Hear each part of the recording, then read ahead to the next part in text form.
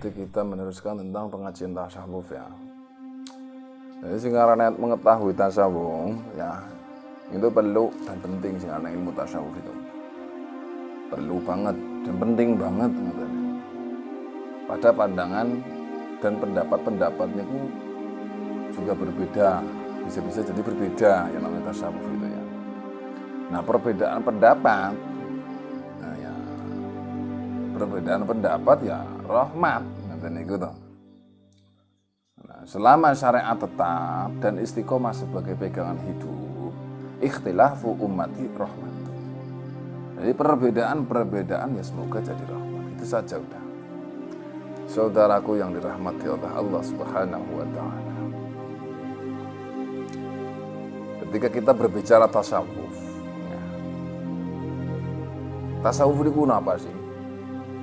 Tasawuf kan pembersihan hati, intinya kan gitu. Nah, sing diarani tasawuf, ini dipahami harus benar-benar.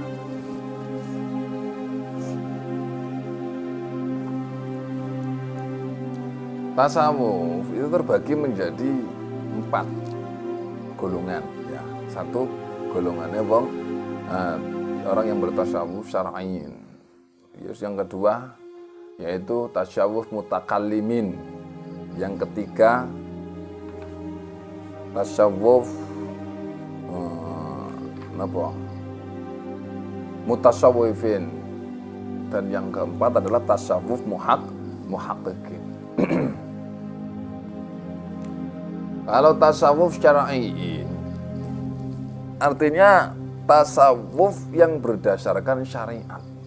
Ya. Jadi tasawuf syar'iyyin itu ialah tasawuf yang berdasarkan syariat. Nah, mereka itu berusaha menjaga matanya, menjaga mulutnya, menjaga kakinya, menjaga tangan, menjaga segala panca indera itu dijaga. Ya. Mulai tangan kabeh niku dijaga dari segala yang dilarang oleh Allah dan Rasulnya. Nah, dan juga memelihara apa yang akan dimakan. Bahkan apa ngombe, apa mangan juga dipelihara sangat. Kemudian apa yang dipakai saja, pakaiannya itu, itu dijaga banget.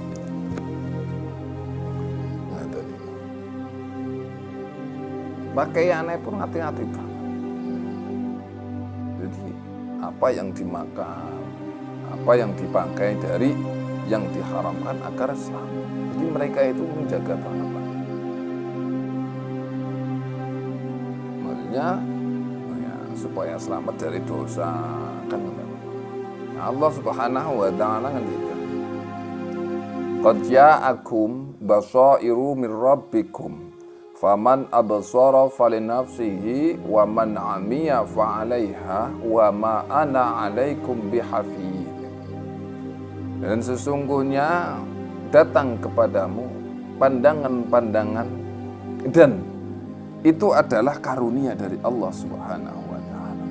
Jadi barang siapa yang melihat kebaikan dan manfaat, maka kebaikan dan manfaat itu ternikmati oleh dirinya. Dan barang siapa yang tidak melihat manfaat kebaikan, maka kesengsaraan dan kemudaratan terhadap dirinya. Dan tidakkah aku memelihara mereka? Jadi pada intinya kalau orang-orang tasawuf niku, tasawuf syar'iyyin niku, ya intinya tasawuf yang berdasarkan syariat niku, ya syariat aja luar biasa. Sampai-sampai apa mangan wae niku. Ya, ngati-ngati. Ya ta? Mangane ya ngati-ngati. Sing ngati nggo pakaiane bae iku. Iku jan ngati-ngati sanget ngene niku. Iki panganan saka ngendi? Iki klambiku iki tukune saka sapa? Duite saka ngendi? Lha iku rinci banget nek wong syar'i. Tasawuf syar'i niku. Luar biasa sebenarnya. Luar biasa. Itu tasawuf syar'iyyan. Yang kedua itu tasawuf mutakallimin. Nah, tasawuf mutakallimin artinya tasawuf mereka itu yang mengetahui dan mengenal sifat-sifatnya Gusti Allah. Ya. Kalau tasawuf mutakallimin yaitu tasawuf mereka yang mengetahui dan mengenal sifat-sifatnya Allah, bahwa Allah Subhanahu wa taala bersifat iradah. Kira Allah Subhanahu wa taala bersifat iradah, yaitu berkehendak. Nah, bersifat kudrah, yaitu Allah niku kuwasa. Allah niku bersifat ilmu, ngerti. Ngerti? Allah itu bersifat hayat, yaitu hidup. Saya hidup selamanya Gusti Allah niku. Juga Allah niku bersifat melihat dan mendengar, gitu lah. Kemudian Allah niku bersifat berkata-kata. Jadi mereka orang-orang tasawuf mutakallimin niku berpendapat atau meyakini ya bahwa semuanya itu milik Allah. Semuanya itu kepunyaan Allah Subhanahu wa taala. Jadi orang-orang tasawuf mutakallimin itu berpikirnya, berkeyakinan semuanya ini adalah milik Allah. Saya itu tidak punya apa-apa. Ini adalah kepunyaan Allah. Kan kata niku. Bahkan pengetahuan kita ini bukan pengetahuan hamba, tapi pengetahuannya Allah. Itu orang-orang mutakallimin. Pendapatnya orang mutakallim seperti itu. Bahkan segala apa yang saya kerjakan itu semuanya kerjaannya Allah. Itu orang mutakallimin. Jadi mereka itu berpendapat bahwa kekuasaan makhluk itu terbatas, ya, terbatas, bisa berakhir. Lah kehendak hamba kadang terjadi dan kadang tidak terjadi. Itu kehendak hamba. Nah, sedangkan kehendaknya Allah mesti terjadi. Nah, tasawuf mutakallimin ini dinamakan jalan sifat. Jalan sifat. La qadirun, la muridun, la alimun, la hayyun, la sami'un, la basirun, la mutakallimun fil haqiqati illallah. Kan ngoten. Artinya apa? Tidak kuasa, tidak berkehendak. Gitu? Tidak tahu, tidak hidup, tidak mendengar, tidak melihat, tidak berkata-kata pada hakikat, melainkan hanya Allah yang kuasa, yang berkehendak, yang mengetahui, yang hidup, yang mendengar, yang melihat, tidak berkata-kata, melainkan Allah. Intinya gitu. Jadi tasawufnya mutakallimin itu mereka yang intinya mereka yang mengenal sifat-sifatnya Gusti Allah. Yang jelas Allah niku bersifat iradah gitu. Allah itu bersifat iradah, itu berkehendak, bersifat kudrah, itu dengan nonton niku. Intinya kita itu ya tidak bisa apa-apalah. Semua itu ya kehendak Allah. Aku iki ora iso ngomong nek ora ana sing diomongne. Tegese nek ora ana sing gerakake. Aku ora bisa dolan ngene sampeyan niku ya tanpa ana Gusti Allah sing merintahke, Gusti Allah sing gerakake kan tadi. Jadi semua itu kita kembalikan semua kepada Allah. Itulah orang-orang tasawuf mutakallim. Kalau tasawuf syar'i ini itu tadi saya sampaikan. Jadi mereka itu ngati-ngati banget dalam ucapannya, dalam pandangannya, dalam pendengarannya, dalam langkahnya, perilakunya, dan bahkan makan dan minumnya itu ngati-ngati banget. Dia itu memelihara banget. Mbok ngantos dosa, mbok ngantos haram malah dari dosa kan nanti itu. Nah, kalau tasawuf mutakallimin ini ngeten. Jadi semua itu dipasrahkan saja semua karena dirinya itu tidak bisa apa-apa. Semua itu ada kehendak Allah. Semua itu kekuasaan Allah kan ngeten niku. Sedulur ingkang dipun rahmati dening Allah Subhanahu wa taala, sing nomor ketelu yaiku tasawuf mutasawwifin. Tasawuf mutasawwifin adalah tasawuf yang bersih, ngoten niku ya. Tasawuf yang bersih. Jadi bersih pandangannya, bersih musyahadah, gitu. Jadi pandangannya niku ya bersih dan musyahadah niku tilik suhudnya. Ngeten niku. Jadi hanya lazatnya mengingat Allah. Gitu. Hanya lazatnya mengingat Allah. Sehingga sampai hilang akal basyariahnya. Kemudian sampailah ke makom fana fillah. Itu namanya mutasyawwifin. Karena pandangan mereka atau musyahadah mereka itu la maujuda bihaqqi illallah. Ngoten niku tasawuf mutasyawwifin, pandangan-pandangan itu ngoten. Artinya apa? Tidak ada yang maujud, tidak ada sebenarnya kecuali hanya Allah. Ngoten niku. Jadi yang maujud yaitu Allah. Tasawuf mutasyawwifin. Karena ini tadi mereka itu tasawuf yang pandangannya ini pandangan dan musyahadah ini bersih, hanyalah zatnya mengingat Allah. Sampai niku hilang akal basyariahnya, hilang akal basyariahnya sampai hilang. Dan sampailah nek wong kaya ngono ke makom fana fillah. Jadi pandangan mereka untuk mau syahadah mereka itu ya la maujuda bihaqqi ilallah. Jadi ora ono kang maujud, ora ono kang sak benere terkecuali hanya Allah.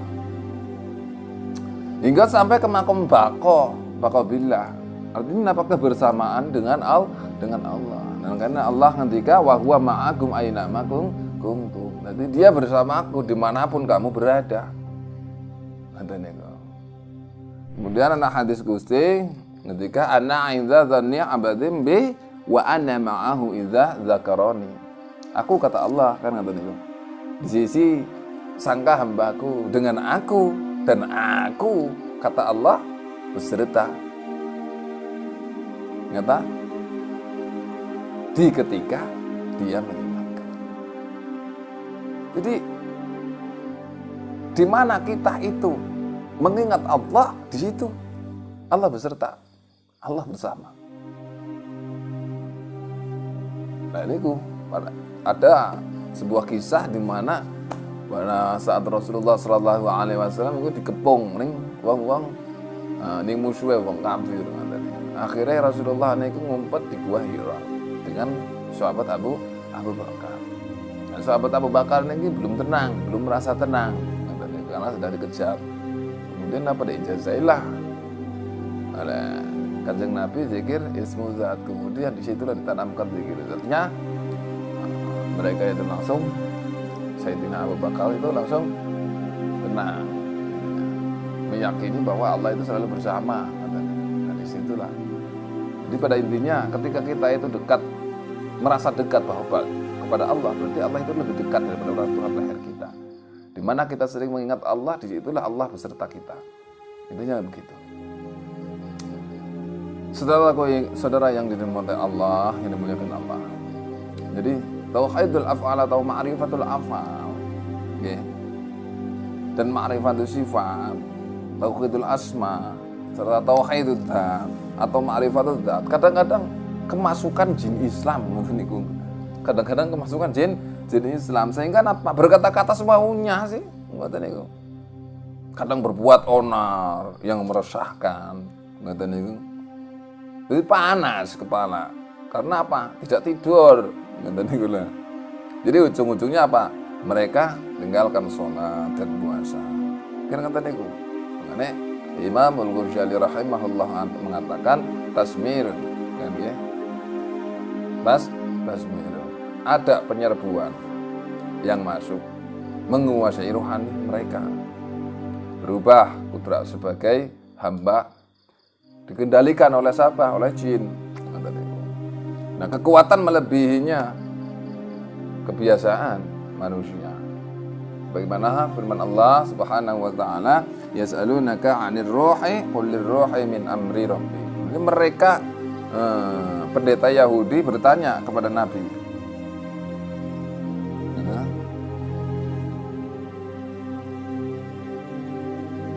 Kepada Nabi Muhammad sallallahu alaihi wasallam tentang ruh. Katakan, hai Muhammad, bermula ruh itu perkara Tuhanku. Maksudnya rahasia ruh adalah diri Tuhan yang sebenarnya, atau sebagaimana sabda Kanjeng Nabi Muhammad sallallahu alaihi wasallam, ana abuhul arwah, ana abul arwahi wa Adam wa abul bashar. Aku bapak segala roh dan Adam bapak manusia. Nah, dilihat dari ayat dan hadis, ya, dasar masalah roh adalah ya masalah syahadat. Sebenarnya kan kata niku, asyhadu an la ilaha illallah wa asyhadu anna muhammadar rasulullah. Jadi adalah masalah akidah atau masalah hakikat. Jika ada yang lain selain daripada Allah dan Rasulnya. Nah, kemasukan jin dikata syirik jali. Karena apa? Ada yang lain yang menguasai roh dan yang mengendalikan. Nah, ini diperlukan pengertian yang sempurna. Kalau tasawuf mutasawwif ini itu luar biasa. Intinya semua itu dikembalikan kepada Allah. Tasawuf mutasawwifin adalah tasawuf mereka yang mengetahui dan mengenal sifat-sifatnya Allah. Bahwa Allah itu bersifat iradah. Semua itu dikembalikan kepada Allah Subhanahu wa taala. Itu tasawuf mutasawwifin. Makanya luar biasa itu mereka. Sampai apa? Aku itu ora iso apa-apa kecuali Allah yang menggerakkan. Allah yang memisahkan dan lain sebagainya. Ini kembalikan semua kepada Allah Subhanahu wa taala. Yang keempat, saudaraku yang dirahmati Allah. Jadi yang keempat itu tasawuf muhaqqiqin. Nah, tasawuf muhaqqiqin sebenarnya itu bima'rifati haqiqatin nafsi, okay? Bima'rifati haqiqatin nafsi an haqiqatan nafsi min nuri Muhammadin sallallahu alaihi wasallam. Jadi tasawuf muhaqqiqin dengan cara mengenal sebenar-benarnya diri. Itu namanya tasawuf muhaqqiqin. Apakah diri jasmani dan rohani sebenarnya benar-benar jasmani dan rohani pada hakikat daripada Nur Muhammad sallallahu alaihi wasallam? Kan kata niku. Itu tasawuf muhaqqiqin. Atau dengan jalan siji mengenal asal kejadian diri sebenarnya, asal kejadian diri, apakah diri kita itu, apakah diri jasmani dan rohani ini asal kejadian daripada Nur Muhammad sallallahu alaihi wasallam. Nah, kan ngeten niku. Yang kedua yaitu mengenal awal kejadian diri sebenarnya. Awal kejadian diri apakah diri jasmani dan rohani adalah daripada Nur Muhammad sallallahu alaihi wasallam. Kan ngeten niku. Ini tasawufnya orang muhaqqiqin iki. Nah, ini tasawufnya orang yang muhaqqiqin gini ku bima'rifati haqiqatin nafsi anna haqiqatan nafsi min nuri Muhammadin sallallahu alaihi wasallam. Jadi tasawuf muhaqqiqin dengan cara mengenal sebenar-benar diri. Apakah diri jasmani dan rohani sebenar-benar jasmani dan rohani daripada Nur Muhammad, hakikat daripada Nur Muhammad sallallahu alaihi wasallam. Kan ngoten niku. Nah, dengan jalan apa? Dengan jalan kita mengenal kejadian diri sebenarnya. Asal kejadian diri, apakah diri jasmani dan rohani adalah daripada Nur Muhammad sallallahu alaihi wasallam. Kan ngoten niku. Mengenal awal kejadian diri sebenarnya, awal kejadian diri apakah diri jasmani dan rohani ya daripada Nur Muhammad. Jadi semua itu kembali kepada Nur Muhammad. Nah, dengan jalan mengenal sebenar-benar diri dan sebenar-benar diri ya jasmani dan rohani ya ikut daripada Nur Muhammad. Itu tasawuf muhaqqiqin, intinya gitu. Mengenal asal muasal diri sebenar kita, diri sebenarnya kita. Intinya kita kalau di jalur tasawuf muhaqqiqin ini ya kita ya harus menisbahkan dan membangsakan Nur Muhammad bahwa jasmani dan rohani ini daripada Nur Muhammad sallallahu alaihi wasallam. Ya cukup segitu. Saudaraku yang dirahmati oleh Allah Subhanahu wa taala. Jadi iki cara ngamalaken ngenten. Ya, cara ngamalaken. Jadi keimanan dan kepercayaan itu nyatakan. Ini cara mengamalkan ini, cara mengamalkan tasawuf muhaqqiqin ini.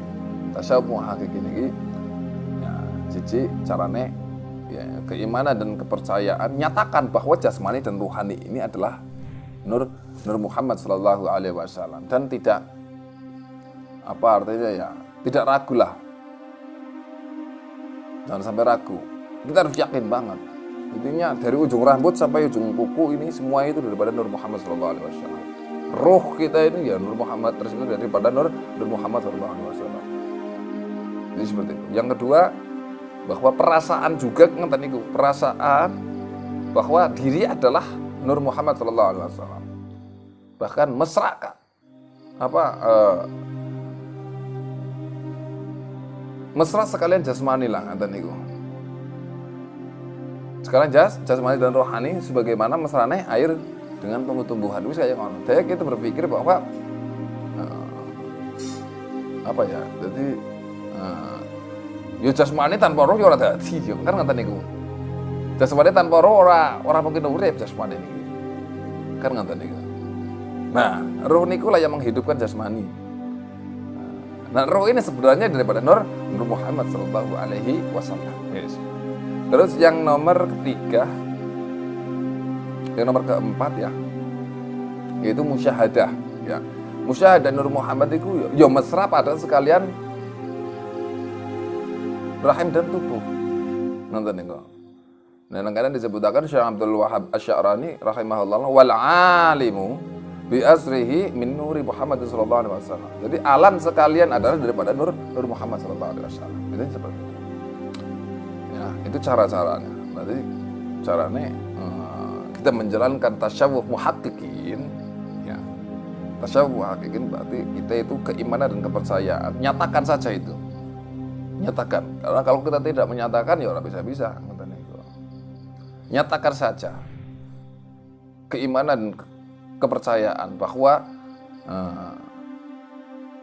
jasmani dan rohani ini adalah Nur Muhammad sallallahu alaihi wasallam.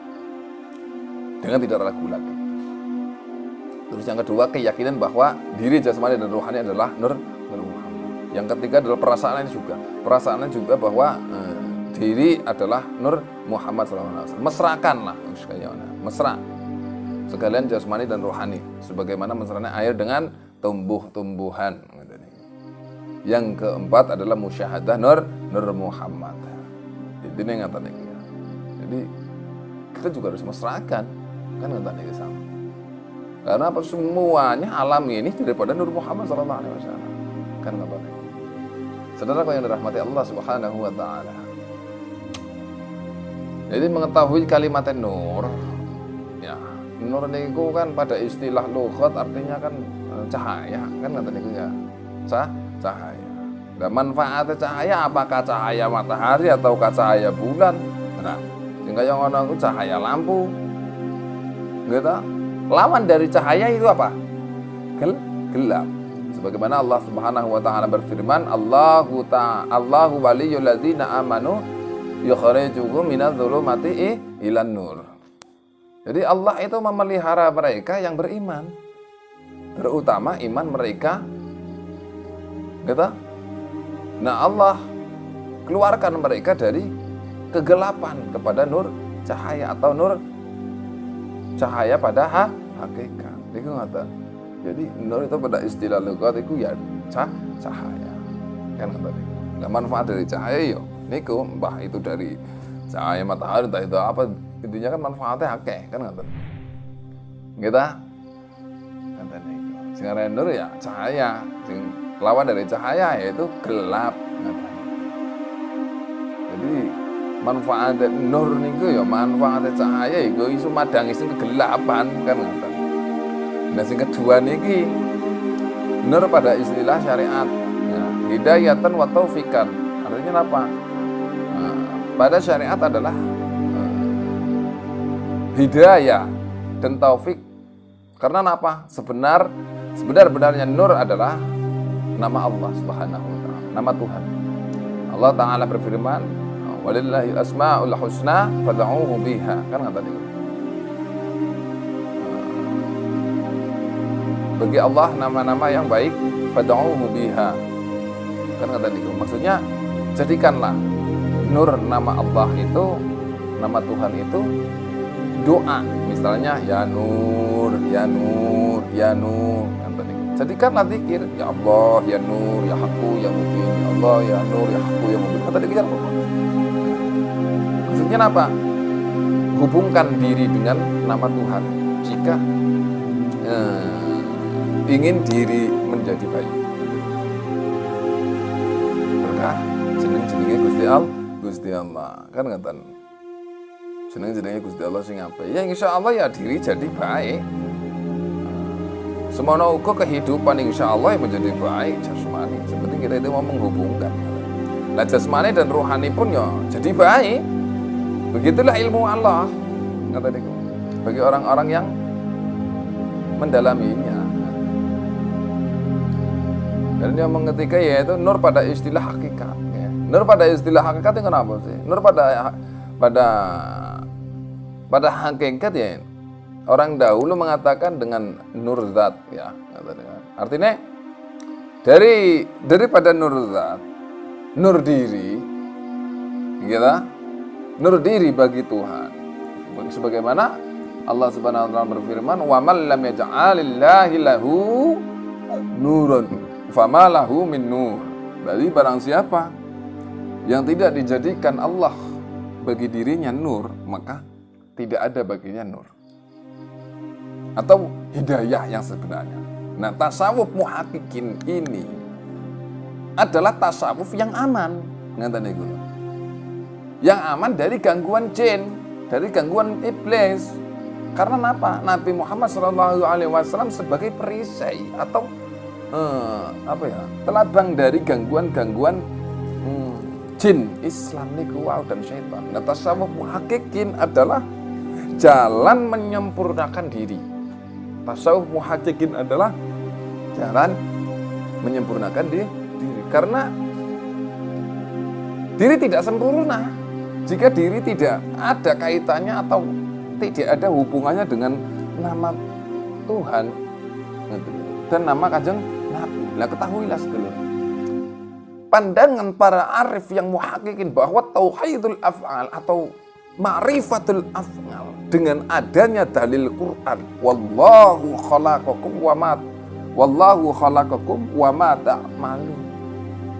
Bermula Allah, Tuhan yang menciptakan kamu dan apa yang kamu perbuat. Lah ini ayat Allah ini. Apa? Ini ayat-ayat ini kenapa ya? Hanya menceritakan Allah itu hanya menceritakan atau memberitahu kepada mereka yang beriman bahwa Allah Tuhan yang menciptakan dan berbuat dengan apa yang dikehendaki. Kan ngoten niku. Sedulur ingkang dipun rahmati dening Allah Subhanahu wa taala. Jadi ayat-ayat atau dalil-dalil mengenai tauhidul af'al, ma'rifatul af'al. Para ulama tasawuf niku hanya mengingatkan agar jangan lupa kepada Sang Pencipta. Kan ngoten niku.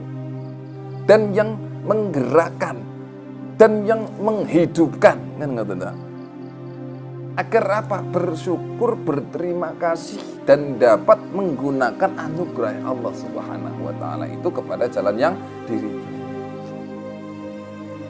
Juga tujuan musyahadatul af'al atau ma'rifatul af'al agar apa? Agar iman dan keyakinan tidak terhijab, tidak terdinding. Nah, pembiasaan seperti ini untuk menenangkan hati dan pikiran dan juga untuk selamat daripada kesyirikan itu.